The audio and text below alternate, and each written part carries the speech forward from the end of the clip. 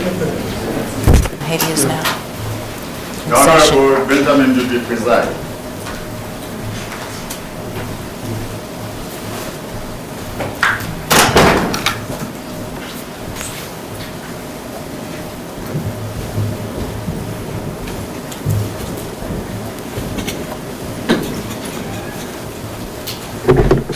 The International Tribunal on Haiti is now in session. Please be seated. May be seated.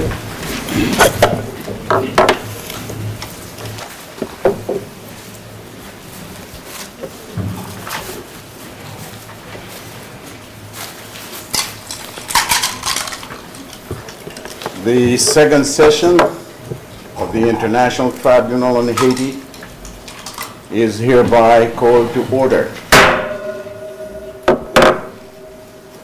Today's session is the second of several sessions of the International Tribunal on Haiti that will be conducted over the next 7 months. My name is Benjamin Dupuis. I'm the presiding judge and will be assisted by Lionel Jean-Baptiste. The third tribunal judge, Lucy Tondreau, is unable due to a family emergency to be with us this evening. Brown Concannon with the Institute for Justice and Democracy in Haiti was the investigating judge for the first session. Professor Michael Every is serving as investigating judge for this session. The tribunal has two main purposes. First, it will investigate reports of human rights violations in Haiti, with particular attention to individual responsibility for those violations under international law.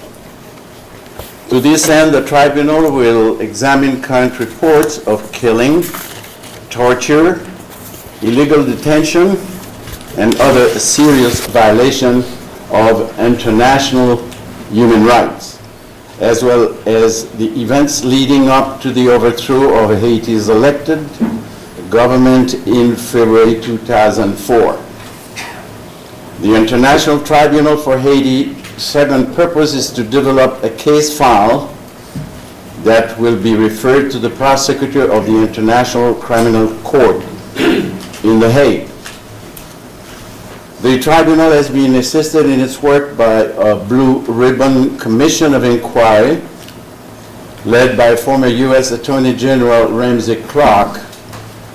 The commission will be empowered to conduct all necessary investigations, including visits to Haiti and interviews with the witness and victims in Haiti, the U.S., and other countries. The tribunal will convene additional sessions throughout the United States and, if possible, in Haiti. All of the sessions will present eyewitness and expert testimony, which will be collected in the case file. At the first session in September in Washington, D.C., the following defendants were convicted: Leon Charles, Juan Gabriel Valdez, Lieutenant General Augusto Eleno Rivera. This evening's opening session will present a report from the Commission of Inquiry, the indictment of the defendants, as well as testimony from eyewitnesses and expert witnesses. As with the United Nations International Tribunals, our procedure is a combination of continental and Anglo-American legal traditions. Tonight's session may have some procedures unfamiliar to the American judicial system, most of them borrowed from the continental justice system used in Haiti, France, and other countries. The rules of evidence will be less stringent, leaving it to the fact finders, the jury, to weigh the value of hearsay evidence. Judges will ask questions if necessary to clarify witness statements. The evidence presented this evening will include documentary evidence, including human rights report and film footage and oral testimony. The session will be presided over by the judges. The investigating judge will present the work of the commission. The prosecution team will present the indictment and the case against those indicted. The jury will make the ultimate determination of fact. Before the case is submitted to the jury, the investigative judge will ask the court to refer individual cases to the Commission of Inquiry in two situations. First, if the evidence presented indicates that a person not named in the indictment is responsible for human rights violations within the purview of the court. Second, in the case of people named in the indictment, if the investigating magistrate believes that there is not sufficient information to submit the case to the jury, and the investigative judge may ask the court to refer such cases to the Commission of Inquiry.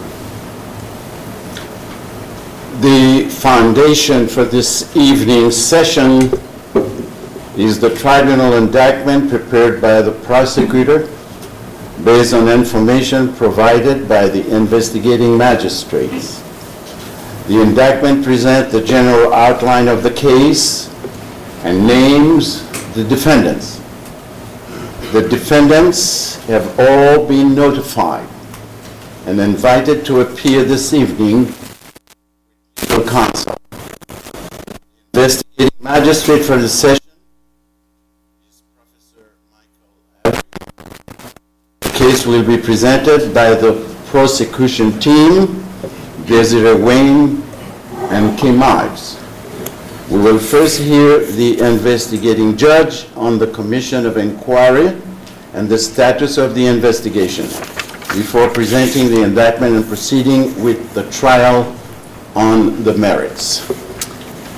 At the first session, this court convened a commission of inquiry to investigate further the allegations presented in the indictment. Members of the commission are here today to report to the court. First, Attorney General Ramsey Clark. General Clark.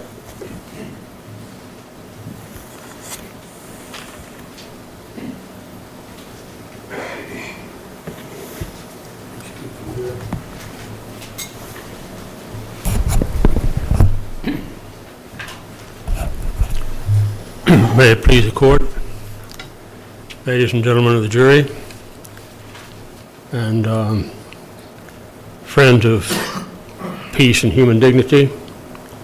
I apologize for being out of uniform, but in the 4 weeks since we completed the last round of investigations in Haiti, I've been on separate trips in the Middle East and Argentina, and then back to Yugoslavia, and twice to Washington, once to the West Coast. All my shirts are dirty.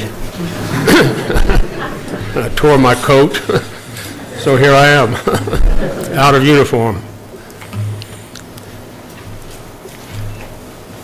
This is not an isolated piece of history for Haiti. And before getting to where we are now, I think it's important to look back at where Haiti's been. You won't find in history, unless you find something that I have not found, of people who have struggled longer against greater power at greater cost, and yet never faltered than the people of Haiti. To go back a mere 200 years and forget for the moment probably 2 million Native Americans who lived on that island. who had been exterminated by the sword and disease, by hunger and brutalization within 4 decades of the arrival of Europeans. But 200 years ago, an incredible human effort, the slaves of Haiti rebelled against probably the greatest military power on earth, France in the final struggle. The cost was perhaps a third of the population. And while it was the richest colony in the Western Hemisphere, the property destruction was so vast that it left the people impoverished. The military enemy at that time were the French legions of Napoleon that had conquered Europe. They were defeated and destroyed, including Napoleon's brother-in-law, one of the Western military geniuses, we're told, of that epoch. In just a few decades, the people of Haiti fueled the liberation of northern and most of western South America. Simón Bolívar, who had fled the continent of South America, who had been rejected and ejected by Jamaica, and landed on the shores of Haiti, was greeted as a liberator, provided ships, money, arms, and probably above all, men. And there followed the liberation of Venezuela, as we call it today, Colombia, Ecuador, Peru, Bolivia, and joining with the same revolution coming up from the south, Argentina, Uruguay, Chile, 9 of the 10 major countries on the continent, for which those people are all beholden to Haiti, if they only knew it. Yet as I travel the world today, and it hurts very much to say this, but I think it's perhaps our greatest challenge. I find very little knowledge and less concern about Haiti than any of the other countries suffering as it is on the planet today. The attention, the concern is almost uniformly elsewhere. When you ask people what's the most recent regime change, it's one of those ugly phrases that doesn't begin to tell you the horror of what's happened. What's the latest regime change at the instance of the United States in the world? Practically no one says Haiti, in my experience. Nearly everyone will say Iraq. But Haiti's most recent direct military intervention, hardly the first for the United States. We've occupied the country directly for decades in the last 100 years, and indirectly intervene politically, economically, and every other way to exploit the people and their resources. This story really begins not with the intervention by George W. Bush, the kidnapping and forced departure of President Aristide on the 28th of February, 1st of March, roughly 2004, followed by a war of aggression, the supreme international crime, according to the Nuremberg judgment. This particular piece of history probably begins most appropriately back on Beethoven's birthday in 1990, when John Bertrand Aristide was elected by an overwhelming majority. I mean, you have to wonder if the election could have been fair for the people of Haiti to be its president. Several efforts to assassinate him at that time. He was feared precisely because the people believed in him and trusted him, because he came from them. He was of, by, and for the poor. He understood what Gandhi meant when he said that the greatest genocide is poverty. And he knew that his people were the poorest in the Western Hemisphere, economically, by a considerable margin, with the most unique culture, the most African race, and the greatest prejudice internationally, and Uncle Sam hovering over them constantly. He was installed on that famous day, February 7. But on September 30, he was removed by force. When Baby Doc left, it was on an Air Force, U.S. Air Force plane. He was flown straight to the Riviera.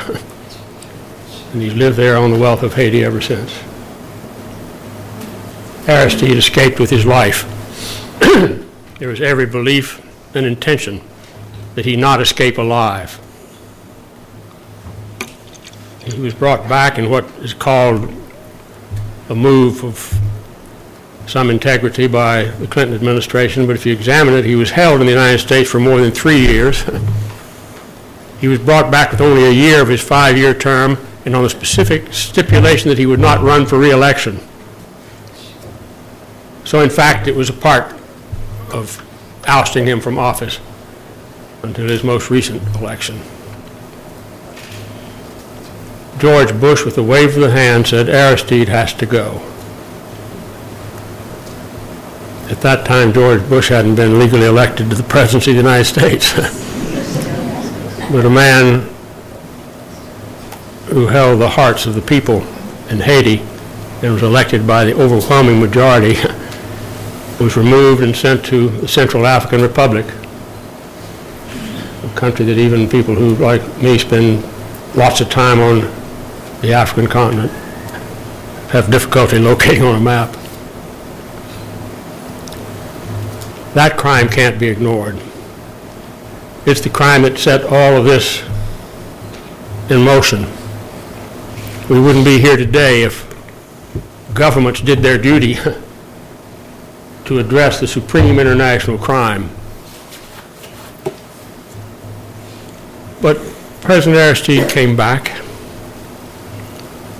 In his first election, we ought to remember that the major opposition was heavily financed by the United States government.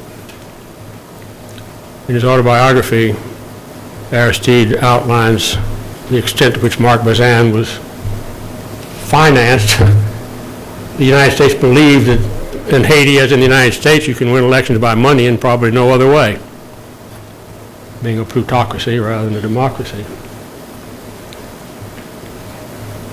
When Aristide was first driven from the country, essentially by the will of the United States, if not the force of the United States at that time, the first new prime minister was Marc Bazin. He didn't last very long. People wouldn't accept him. He's running again, as we know, 15 years later. This time, after the kidnapping, violence has reigned. The United Nations, which has been abused and misused by so many occasions. I believe in the United Nations. I believe it's essential to end the scourge of war. I believe people who want peace and want respect for every man, woman, and child on earth have to work to have a United Nations that's fair and just. So it pains me enormously also to have to indict the United Nations.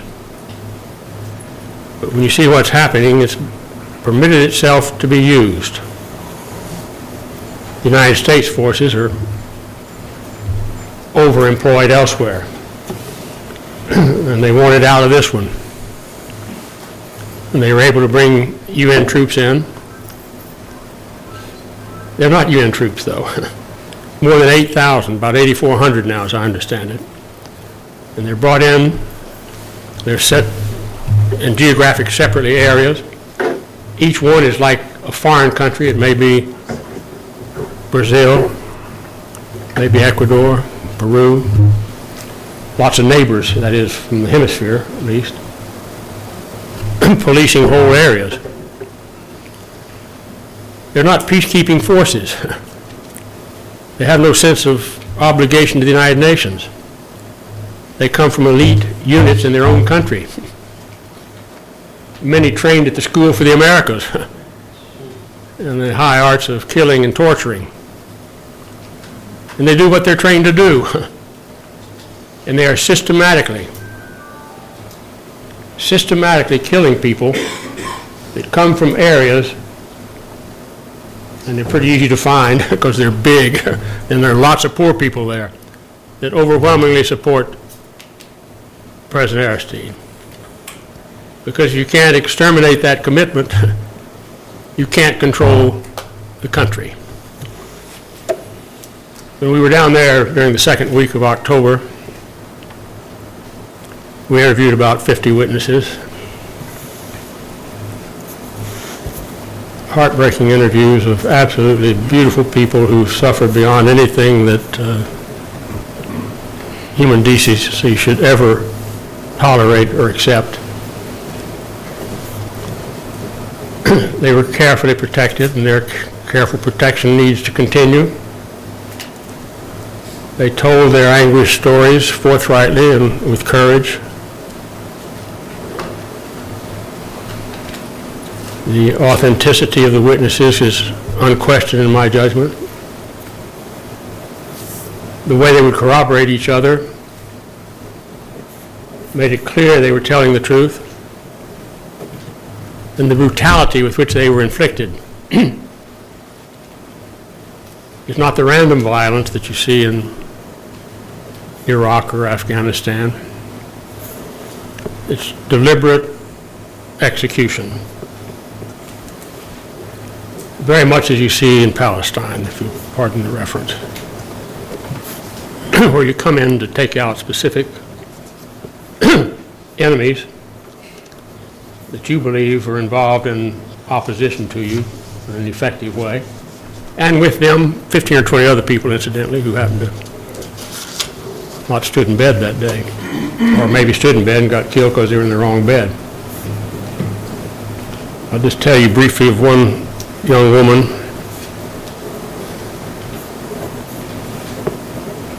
So beautiful, 18 years old. Fortunately, they put two of the kids. She had 4 children. She married when she was 13. I won't give her name, but I'll give her husband's name because there are probably 75,000 men in Haiti with the same name. His given name is Roosevelt. The Roosevelt corollary to the Monroe Doctrine from 1904 was that the United States will be the police power in the Western Hemisphere. And when things aren't going the way it wants to, it can send its military, Marines, or whatever is the proper unit for the circumstances, and then take charge. But still, the name Roosevelt, and I'm sure that this man was named after FDR and not TR, is a popular name. They were in their home, it was in the middle of the night, and all of a sudden lights, big noise, shooting. They fall on the floor. Husband, baby, older daughter. And finally the father and the older daughter realized that, everybody realized they got to get out of there because heavy armored vehicles are coming in, crushing houses. 13 houses are ultimately burned to the ground. Probably 20, 25 people killed, maybe more than that. The ability to cover up deaths is just astounding. It's one of the great tragedies we have wherever you go, whether it's Grenada or Panama, which are easy. Where the United States and Panama can say 89 when you find 3,000 bodies. 420 with 2 or 3 bodies in a single body bag in Jardín de Paz, where they've been taken in at the night and big excavation just dumped them in there in a big cemetery. And then I guess like Abel told God, Cain just died, you know, or vice versa. Cain told God. The husband and the older daughter make a break for it, and for no reason they're shot and killed. I mean, what are they doing? They're running for their lives. Shot and killed. And this young woman, who sat throughout the hearing with a face so sad, lighted up at the end with a smile as beautiful as I ever saw. And that's how I knew that you'll never defeat Haiti. She'd lost her husband. She'd lost her oldest child. She was having trouble feeding the 3 that survived. She was testifying with 4 other women, all of whom had lost 2 or 3 close relatives in the same criminal act. It's absolutely imperative that the truth of these matters come out and be known. We have no direct legal or political power, but we do have the power of the mind and the spirit to seek the truth, to find the truth where it is among those who have suffered directly and saw it and know it, to find it in the most credible way possible, to reinforce it in every way you can, to show that this is what happened. These are facts. And that's the challenge of this tribunal. And that's what it's trying to do. And then to take the facts to the world and say, are we going to stand for this? Have we no pity? Have we no respect for the rights of others? Have we no love for our neighbors? We'll gather this evidence. We'll be as objective as we possibly can, because our credibility will depend upon our objectivity, if for no other reason. But we'll present it as hard and directly as we can.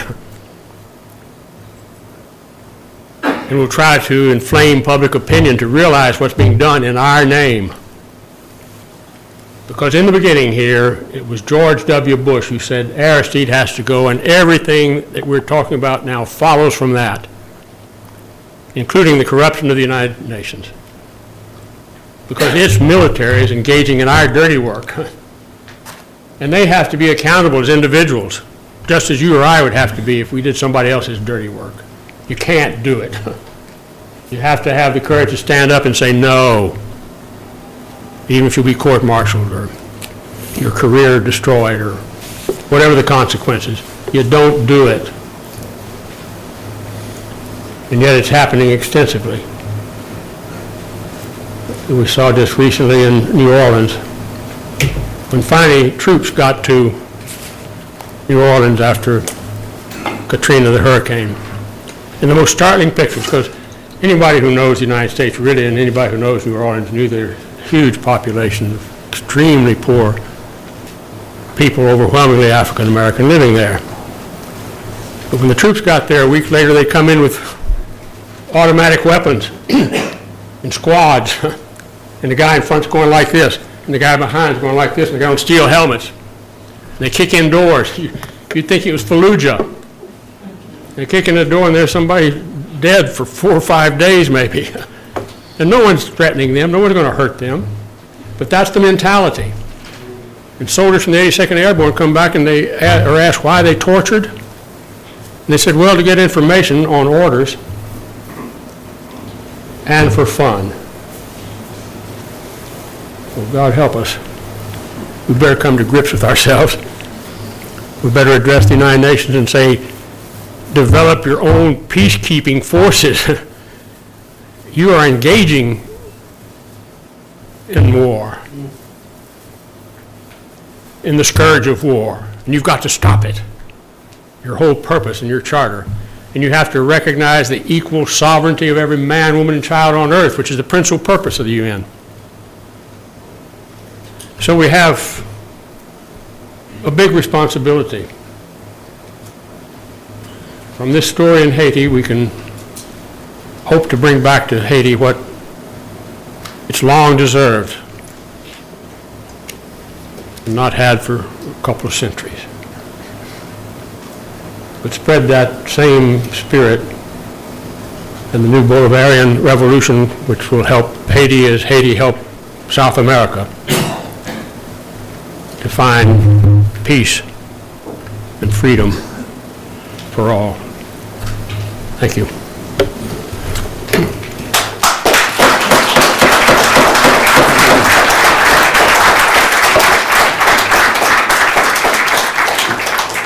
We'll now hear from Commission Member Thomas Griffin to address several other issues. Mr. Griffin?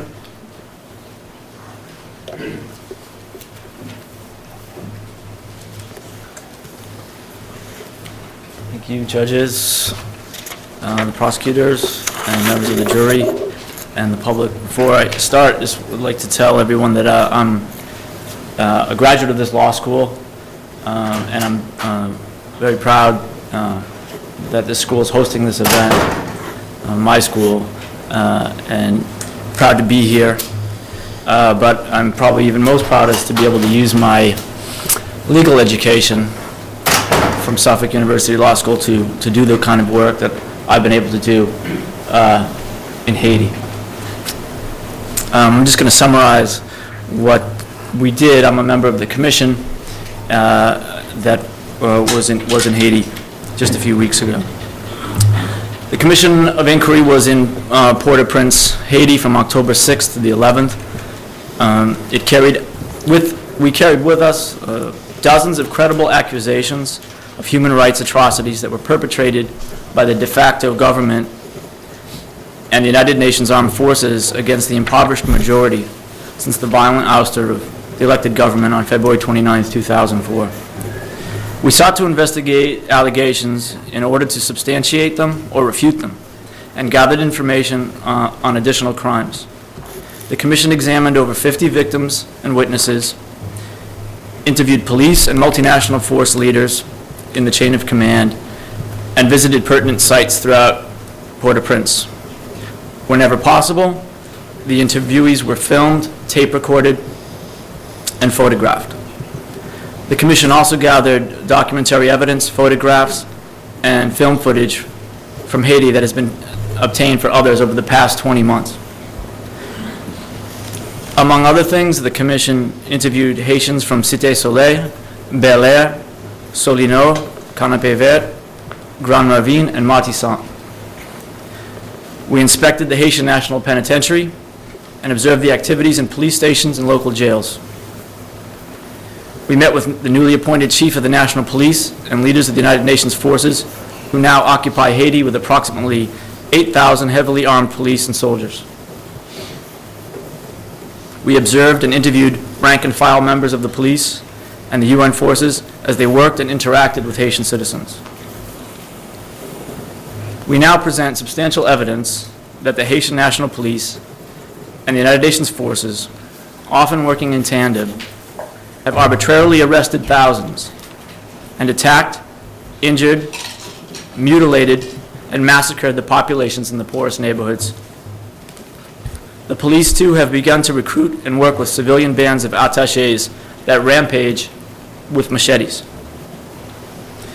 Rather than provide an atmosphere of justice, peace, and security, the Commission found that the Haitian police and parts of the United Nations forces have eschewed peacemaking and dialogue and become violent arms of an imposed and de facto government. As documented here and tonight, it appears that the violence perpetrated in these neighborhoods and against these people, including women and children, are specifically designed to stifle dissent and to punish those who dare to speak and march for freedom, justice, and popular government for Haiti. We have observed that the chosen method is, along with the help of the Haitian media and the United States media, to dehumanize, criminalize, and demonize the very poorest people. Indeed, due to the growing number of killings and arrests as the months have passed, the government, the de facto government of Haiti, has substantially reduced the quantity of citizens who would otherwise be able to be free and choose their own government. Thank you.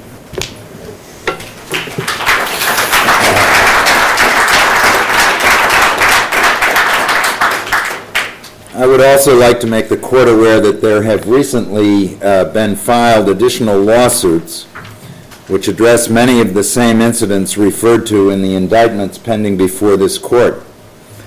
Commission member David Welsh is here to speak with regard to these lawsuits.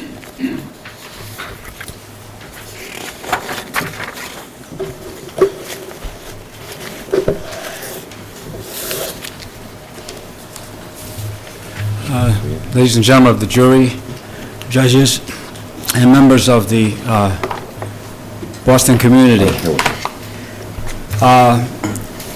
Recently, this last week, a delegation of human rights attorneys went to the offices of the Inter-American Commission on Human Rights in Washington, D.C. It's part of the Organization of American States, which the United States and Brazil both belong to. And they presented legal complaints which charged that the United States government and the Brazilian government were responsible for massacres, extrajudicial executions, and other crimes against humanity in Haiti.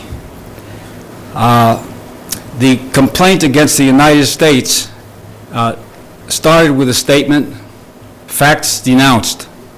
Since the coup d'etat, February 29, 2004, former members of the Haitian Army and the notorious death squad FRAP have assumed command positions within the Haitian National Police.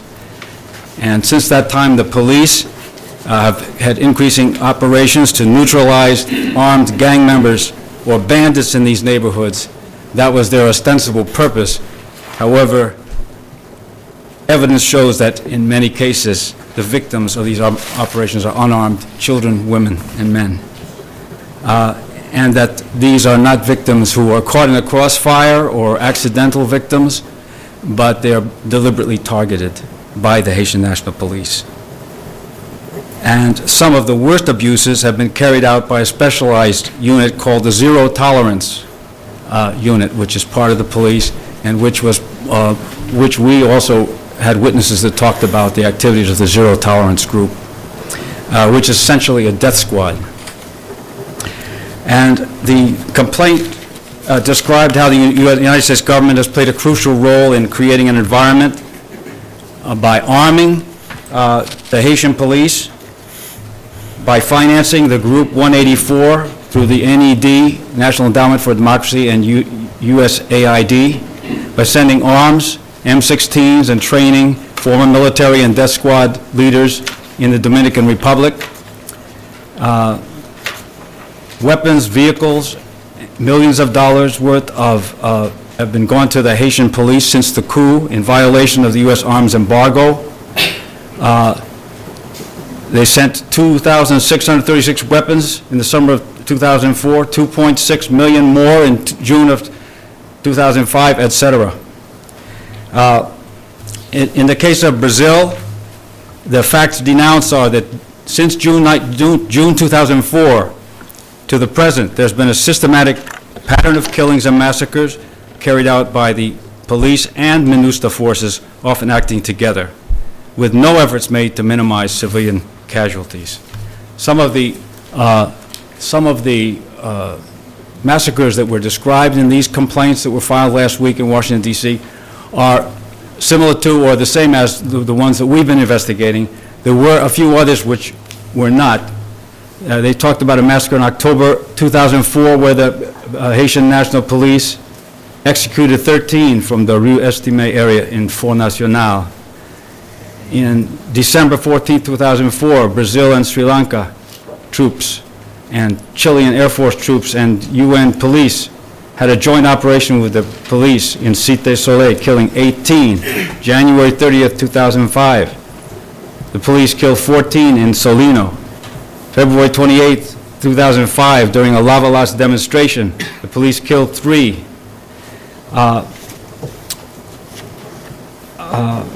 In April 27th, 2005, the demonstrators were trying to march in front of the MINUSTA, the UN military headquarters, and they shot directly into the crowds, killing 9 and injuring badly 17.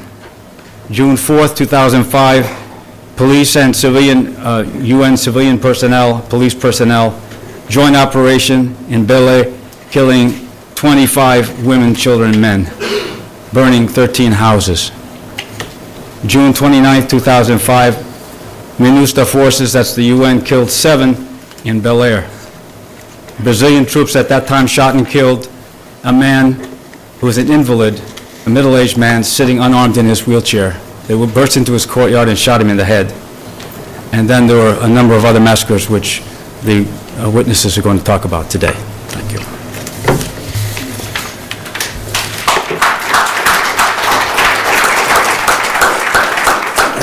Finally, I would like to present to the court a letter from the prosecutor to the United Nations Secretary General and High Commissioner for Human Rights requesting the United Nations to cooperate with the tribunal, which will be read by Prosecutor Wayne.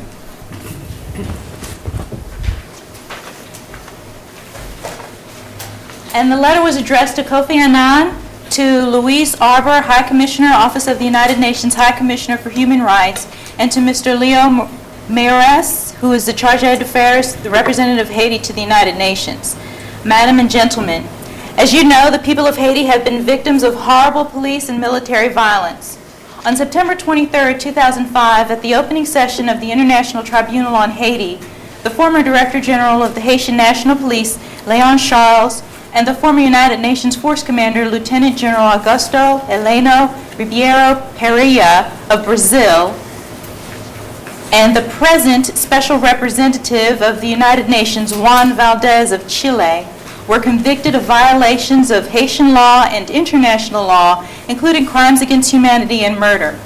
The verdicts of the tribunal and other evidence will be used to generate a case to be referred to the International Criminal Court. I attached a copy of the indictment to the letter. All of those indicted, including MINUSTA officials, received a summons to appear before the International Tribunal on Haiti. However, none responded.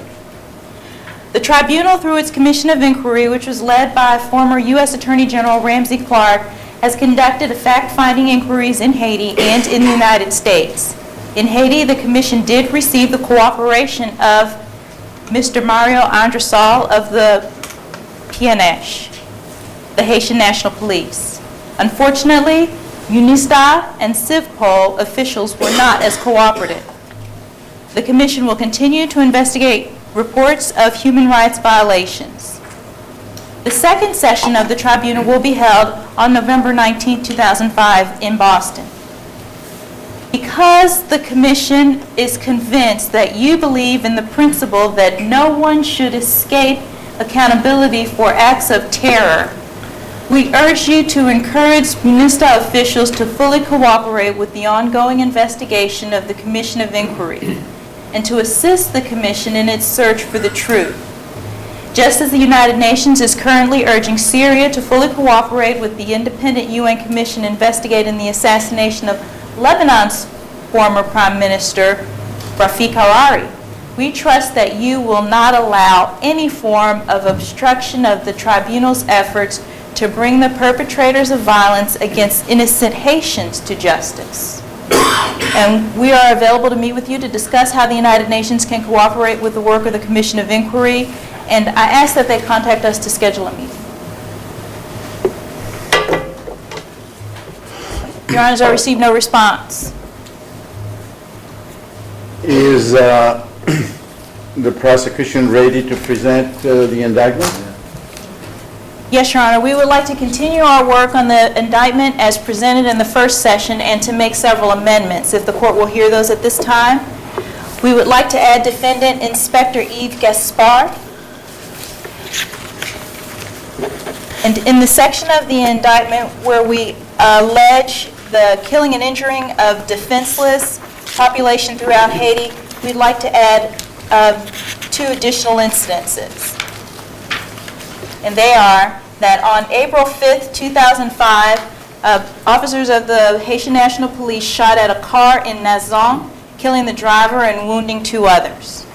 We'd also like to amend the indictment, Your Honors, to include the following allegation: that on July 14th, 2005, an unarmed 17-year-old in Nazon was shot 6 times in the head by Haitian National Police officers.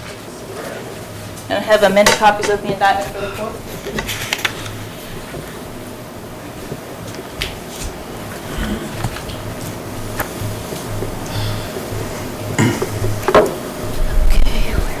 Is the prosecution ready to make an opening statement? Yes, Your Honors. May it please the court, ladies and gentlemen of the jury, the prosecution team, and citizens. I'd like to start by giving a little bit of background and to talk to you some about what we expect the evidence will show this evening. Haiti's recurring social and political crises are rooted in long-term patterns of human rights abuses. They have been committed with impunity. The current crisis is no exception. The International Tribunal on Haiti seeks to end this cycle of impunity. We are here in Boston, Massachusetts, because the people of the Boston neighborhood of Port-au-Prince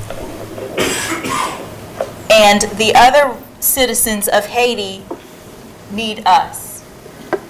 We are here in Boston because we can't be in Haiti. The justice system has failed the people there, and so it has failed us. We will not stand for it. By our will to act here and now, we would, against those who would perpetrate these crimes, those people are one step closer toward being accountable for their actions. Tonight, there are some 20-odd defendants named in our indictment. We will focus on rebel leader Guy Philippe and other members of his band, U.S. Brigadier General Ronald Coleman and members of the Haitian National Police and those civilian attachés that will do their illegal bidding. We will focus on, though there's quite a list of 15 or so instances in our indictment, we will focus our attention tonight on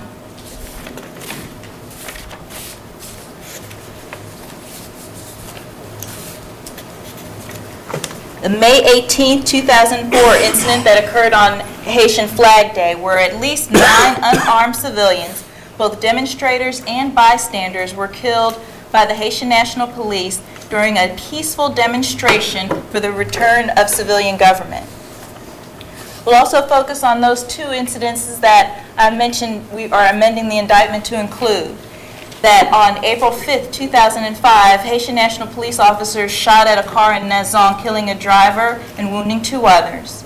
And that on the 14th of July, 2005, an unarmed 17-year-old in Nazon was shot 6 times in the head by the Haitian National Police. To show that these actions, the actions of these defendants and others, are part of a widespread and systematic assault on the civilian population, the most impoverished, the most disenfranchised, we will present evidence of other crimes as well.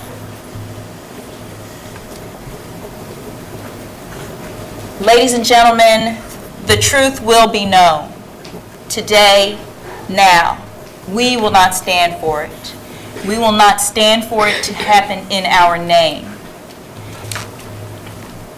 This is the evidence that will be presented tonight. It will stick with you. It will become part of your hearts. And we were going to ask you not only to convict the defendants that we have charged, but to go out and to tell everyone you know what happened here today.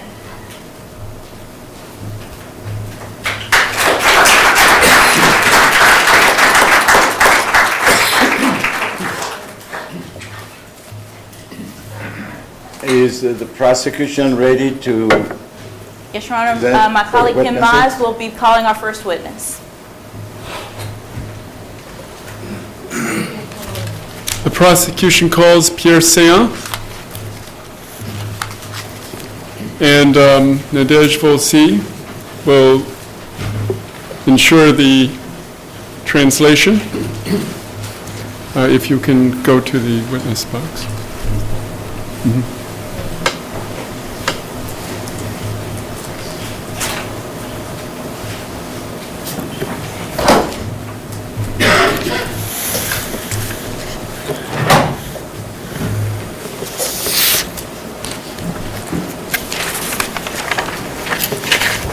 With your right hand, you swear to tell the truth, the whole truth, nothing but the truth.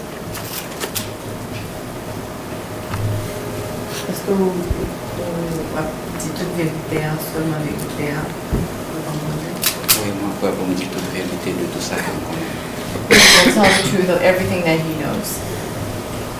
Thank you. Can you tell the court your full name? Est-ce qu'on peut dire encore? Non. Non, moi, c'est Seant Pierre Léonce.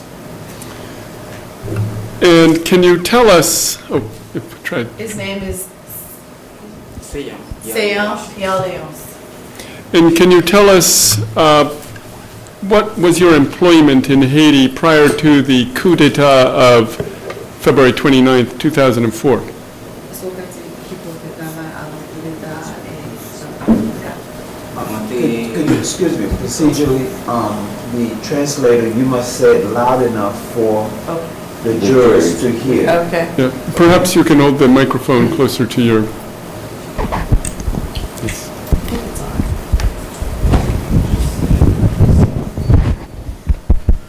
Now speak. Est-ce qu'on peut dire la cour là qui va travailler avant coup d'État 2004 là? Moi, qui travaille dans le palais national en mai 2001 pour arriver jusqu'à 29 février 2004. He worked at the National Palace starting May 2001 until Février 2004, 29 février 2004. until February 29th, 2004. And why did you leave the palace on February 29th, 2004? Pour qui ça a été quitté palais en 29 février 2004? Moi, j'ai quitté le palais à 29 février 2004. C'est après que le kidnapping, j'ai enlevé le président Aristide. He left the palace in 29th of February of 2004 after the kidnapping of President Aristide. And why was that? Pour qui ça? Parce que il y a des hommes armés qui étaient dans la rue, qui ont persécuté les gens qui ont fait partie de la palace. Et tout le monde qui a travaillé dans le gouvernement de la palace. Ça va, étape par étape. Est-ce que vous pouvez répéter ça? Moi, j'ai quitté le palais national et depuis après que le président Aristide Tefim quitté le palais, pas une personne employée qui était rentrée dans le palais national parce qu'il a été persécuté. He left the National Palace after Aristide was forced out, and no one that worked at the palace was allowed to enter due to the persecution that was taking place at the time. And at what point did you leave Haiti? Qui l'a quitté Haïti? Moi, j'ai quitté Haïti le 11 avril. He left Haiti the 11th of April 2004.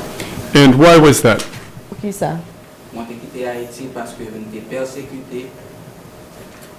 He left Haiti because he was being persecuted. In what way were you persecuted? Qui ont été persécutés? Moi, j'étais là car moi, j'ai gagné au moins 4 hommes armés qui étaient venus dans une machine, dans une prison qui étaient venus demander pour moi. He was at home, and there were at least 4 armed men that came in a cruiser that came in search of him. And what would they do if they found you? Qui ça t'a fait si vous t'es joint nous?